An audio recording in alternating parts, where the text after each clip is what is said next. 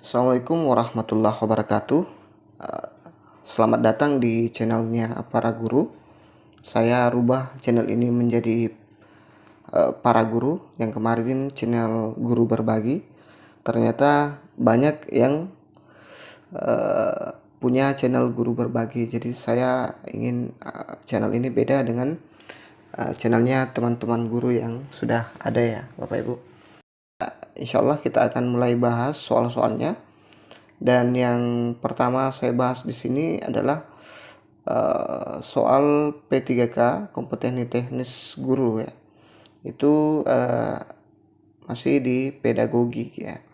Karena di kompetensi teknis guru itu sama dengan SKB ya, ada pedagogi, kemudian jurusannya masing-masing. Insya Allah kalau pedagoginya sudah selesai, kita akan masuk per jurusan-jurusan atau latar belakang pendidikan Bapak Ibu guru. Maka dari itu saya harap Bapak Ibu subscribe channel ini biar tidak ketinggalan soal-soal P3K yang akan kita bahas di sini ya. Baik, kita masuk ke pembahasan soal. Jadi saya harap dipahami ya, jangan dihafal Bapak Ibu, cukup dipahami, karena beda orang yang belajar dengan memahami dengan menghafal, itu akan susah, apalagi kalau usia kita sudah agak senja ya. Nomor 1. Pada rancangan pembelajaran terdapat contoh kompetensi dasar, yaitu mengidentifikasi jenis, sifat, dan fungsi bahan alam dari tanaman untuk produk karya seni rupa dan kriya.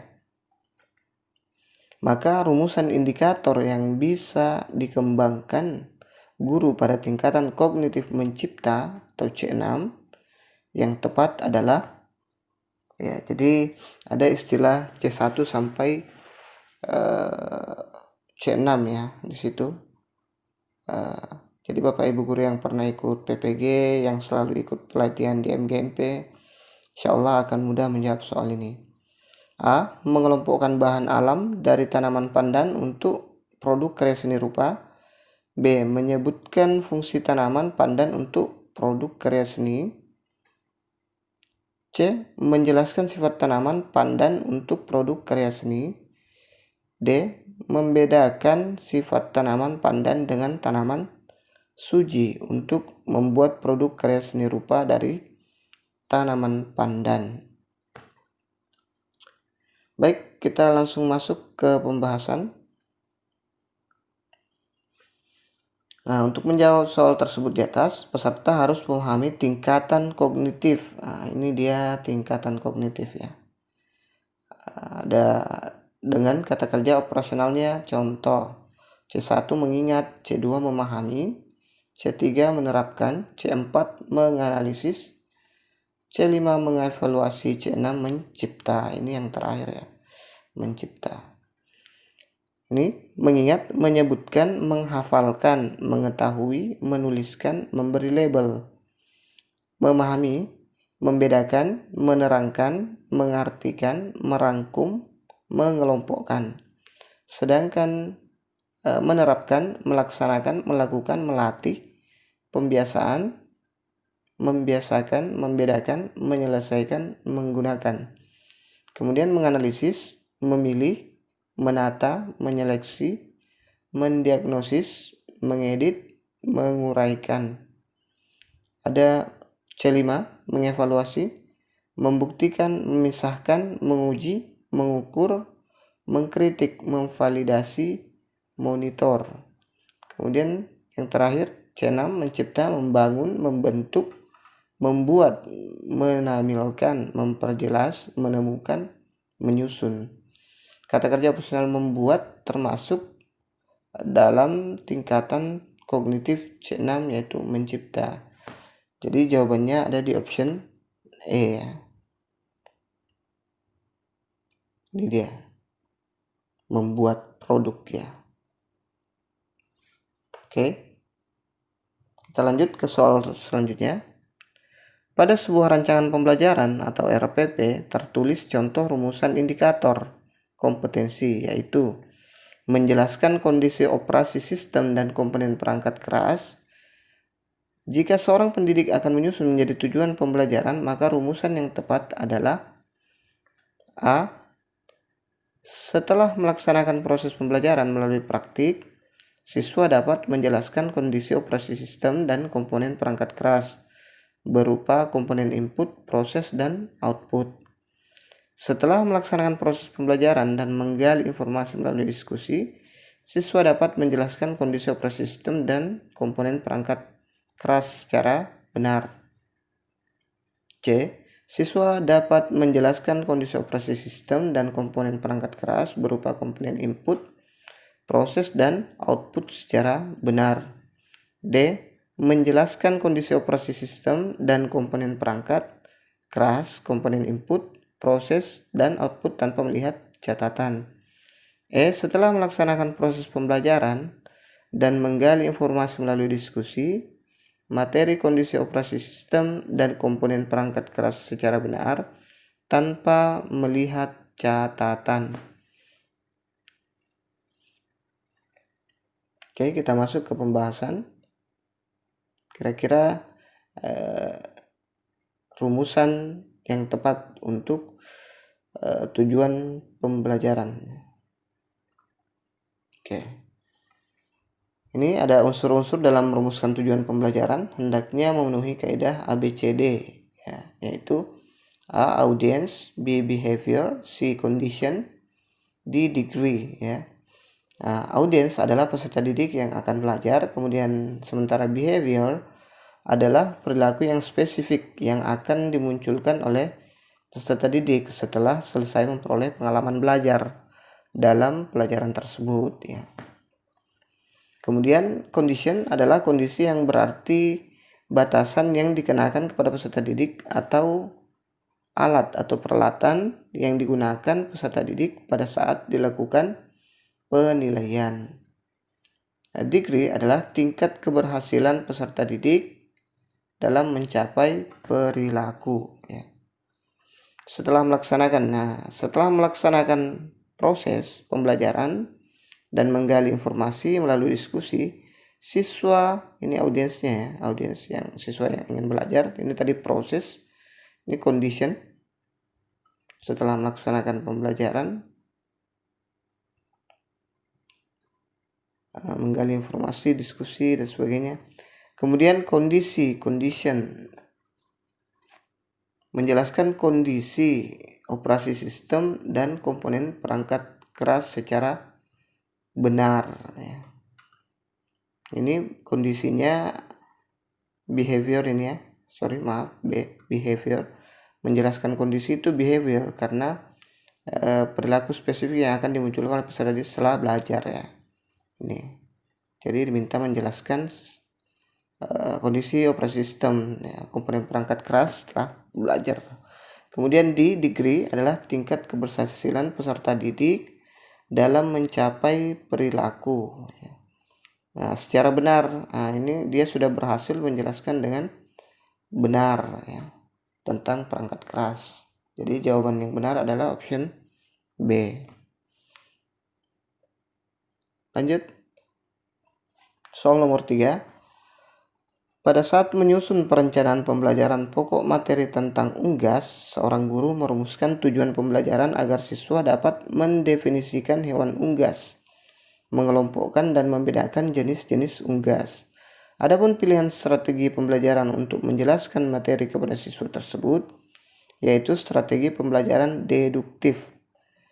Mendasarkan tujuan dan strategi pembelajaran tersebut mencerminkan ragam pengetahuan yang jenisnya A. Fakta, B. Prosedur, C. Keterampilan, D. Konsep, E. Prinsip. Ya. Oke, kita langsung masuk ke pembahasan. Berikut adalah tabel untuk mempermudah dalam menentukan jenis materi.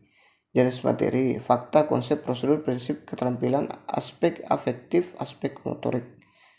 Fakta, apabila siswa diminta untuk menyebutkan nama, kapan, di mana suatu peristiwa terjadi. Konsep, apabila siswa diminta untuk mengemukakan definisi, membedakan dua hal, mengklasifikasikan. prosedur apabila siswa diminta untuk menjelaskan langkah-langkah ya. Jadi kalau ada langkah-langkah itu prosedur. Pemecahan suatu persoalan menurut prosedur tertentu. Prinsip apabila siswa diminta untuk menjelaskan hubungan antara berbagai konsep sebab akibat. Keterampilan apabila siswa diminta untuk membuat sesuatu. Aspek afektif apabila siswa diminta untuk memilih dan melakukan sikap tertentu terhadap suatu kejadian. Aspek motorik apabila siswa diminta untuk melakukan kegiatan menggunakan anggota badan. Tujuan pembelajaran yang meminta siswa dapat mendefinisikan hewan unggas, ini soalnya mengelompokkan dan membedakan jenis-jenis unggas termasuk jenis materi berupa konsep ya ini. Jadi jawaban yang benar adalah konsep ya. Next, nomor 4. Perencanaan pembelajaran yang menekankan pada proses keterlibatan peserta didik secara penuh untuk dapat menemukan materi yang dipelajari dan dihubungkan dengan situasi kehidupan sehari-hari sehingga mendorong peserta didik dapat menerapkan dalam kehidupan mereka. Pilihan strategi pembelajaran yang tepat yaitu A. Kooperatif, B. Inquiry, C. Problem solving, D. Discovery, E. Kontekstual. Jadi kira-kira yang mana yang menekankan pada proses keterlibatan peserta didik secara penuh untuk dapat menemukan materi yang dipelajari dan dihubungkan dengan situasi kehidupan sehari-hari sehingga mendorong peserta didik dapat menerapkan dalam kehidupan nyata ya, kehidupan mereka. Oke, kira-kira yang mana? Kita coba masuk ke pembahasan. Nah, ini dia. Kooperatif adalah suatu strategi pembelajaran yang terstruktur secara sistematis di mana siswa-siswa bekerja sama dalam kelompok-kelompok kecil dengan anggota antara 4 sampai 5 orang secara heterogen untuk mencapai tujuan bersama.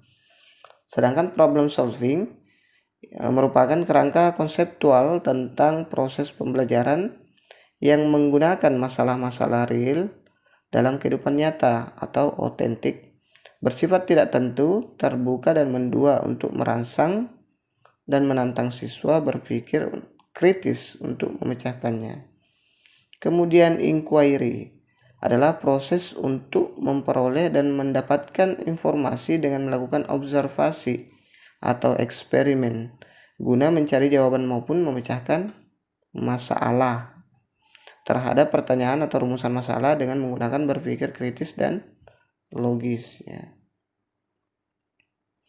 Kemudian discovery learning adalah model pembelajaran yang melibatkan siswa secara aktif untuk mencari dan menyelidiki suatu permasalahan sehingga siswa dapat menyimpulkan konsep dari pembelajaran yang telah dipelajari. Contextual teaching and learning adalah konsep belajar yang mengaitkan antara materi yang diajarkannya dengan situasi dunia nyata siswa dan mendorong siswa membuat hubungan antara pengetahuan yang dimilikinya dengan penerapannya dalam kehidupan mereka sehari-hari. Jadi jawaban yang tepat itu adalah option E ya. Nih, kontekstual. Oke. Jadi yang kalau mau gampang Bapak Ibu perhatikan saja garis-garis tebal ini. Itu kita bisa perhatikan kooperatif bekerja sama dalam berkelompok-kelompok kecil ya. Kemudian problem solving itu masalah real ya. Kemudian inquiry observasi atau eksperimen ya, intinya memecahkan masalah. Discovery learning siswa secara aktif. Nah, itu yang kita yang di garis tebal saja itu, yang ditulis tebal itu kalau kita tidak bisa merinci secara rinci ya, kita ingat-ingat yang garis tebal saja nanti kalau ada pertanyaan seperti ini. Next, nomor 5. Saat merancang pembelajaran, seorang guru ingin menyederhanakan konsep atau prinsip atau hukum yang kompleks sehingga dapat memperjelas penyajian pesan secara tertulis. Media apa yang paling tepat dipilih oleh guru tersebut? A. Bagan, B. AP atau alat permainan edukatif, C. Flip chart, D. Foto, E. Gambar. Kita masuk ke pembahasan ini. Ya, ia ingin menyederhanakan konsep prinsip hukum, ya, memperjelas pesan secara tertulis. Oke, kita lihat media foto ini. Kelebihan sifatnya konkret, menunjukkan pokok masalah dibanding media verbal. Kemudian dapat mengatasi batasan ruang dan waktu. Kemudian mengatasi keterbatasan pengamatan. Dapat memperjelas suatu masalah, murah harganya dan gampang didapat serta digunakan. Kelemahan, ya, jadi media foto ini punya kelemahan dan kelebihannya. Hanya menekankan persepsi indera mata, kemudian gambar foto yang terlalu kompleks kurang efektif untuk kegiatan pembelajaran. Ukurannya sangat terbatas untuk kelompok besar. Syarat pembuatan media foto yang baik adalah autentik, sederhana, ukuran relatif, menyesuaikan dengan ruang, mengandung gerak atau perbuatan, gambar hendaklah bagus dan dari sudut seni, ya. Kemudian yang kedua, sketsa adalah gambar yang sederhana, draft kasar yang melukiskan bagian-bagian pokoknya tanpa detail, ya.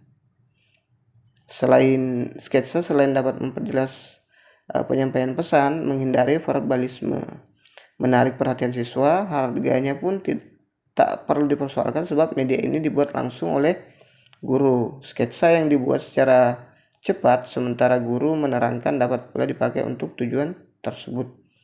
Kemudian diagram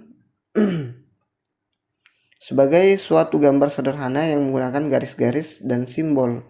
Diagram atau skema menggambarkan struktur dari objek secara garis besar, menunjukkan hubungan yang ada antara komponennya atau sifat-sifat proses yang terjadi. Ciri-ciri diagram yang perlu diketahui. Yang pertama itu bersifat simbolis dan abstrak sehingga kadang sulit dimengerti, ya, diagramnya. Kemudian untuk dapat membaca diagram, seorang harus punya latar belakang tentang apa yang didiagramkan, ya. Walaupun sulit dimengerti karena sifatnya yang padat, diagram dapat memperjelas arti. Diagram yang baik sebagai media pendidikan benar, digambar rapi, diberi titel, label, dan penjelasan-penjelasan yang perlu. Cukup besar dan ditempatkan secara strategis. Penyusunannya disesuaikan dengan pola membaca yang umum, dari kiri ke kanan dan dari atas ke bawah. Bagan atau chart seperti halnya media grafis yang lain. Fungsinya yang pokok adalah menjadikan ide-ide atau konsep yang sulit disampaikan secara tertulis atau secara verbal, ya. Syarat bagan yang baik adalah, ini saya lupa secara verbal, ya, di sini. Dapat dimengerti anak, kemudian sederhana dan lugas, tidak rumit dan berbelit-belit. Kemudian diganti pada waktu-waktu tertentu agar tetap termasa atau update.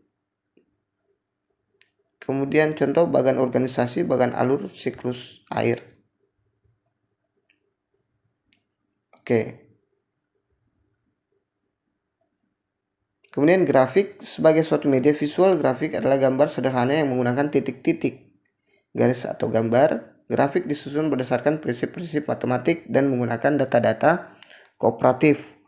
Kelebihan grafik sebagai media adalah bermanfaat untuk mempelajari dan mengingat data-data kuantitatif dan hubungan-hubungannya, memungkinkan secara cepat kita mengadakan analisis, interpretasi, dan perbandingan antara data-data yang disajikan baik dalam hal ukuran, pertumbuhan, dan arah. Penyajian data grafik jelas, cepat, menarik, ringkas, dan logis. Media grafis dikatakan baik jika memenuhi ketentuan sebagai berikut. Yang pertama, jelas untuk dilihat seluruh kelas. Kemudian hanya menyajikan satu ide setiap grafik. Kemudian ada jarak atau ruang kosong antara kolom-kolom bagiannya. Kemudian warna yang digunakan kontras dan harmonis. Kemudian berjudul dan ringkas ya, itu media grafis yang dikatakan baik. Kemudian sederhana, mudah dibaca, praktis, mudah diatur, menggambarkan kenyataan atau realisme, menarik, jelas dan tak memerlukan informasi tambahan. Kemudian yang terakhir, teliti. AP, alat permainan edukatif, adalah alat yang digunakan oleh anak untuk bermain sambil belajar. Artinya alat dan bermain itu sendiri merupakan sarana belajar yang menyenangkan. Anak tidak akan bosan-bosan bermain. Di samping itu, dengan bermain akan membawa anak kepada pengalaman yang positif dalam segala aspek, seperti aspek pengembangan keimanan dan ketakwaan, daya pikir, daya cipta, kemampuan olah tubuh atau jasmani. Jadi jawaban yang tepat dari pertanyaan tadi adalah A ya, dia bagan ya, dia termasuk bagan. Oke, mungkin itu saja dulu yang sempat saya share pada kesempatan kali ini. Insyaallah kita akan lanjut lagi soal-soal pedagogi lainnya di part 2 nanti. Kalau ada yang kurang mohon dikoreksi, kalau ada yang atau ditambahkan, atau mungkin ada masukan-masukan yang mungkin bisa lebih bermanfaat, silakan tulis di komentar. Insyaallah kita akan lanjut lagi nanti di part 2. Jangan lupa subscribe, like, dan share ya Bapak Ibu. Terima kasih sudah menonton. Assalamualaikum warahmatullahi wabarakatuh.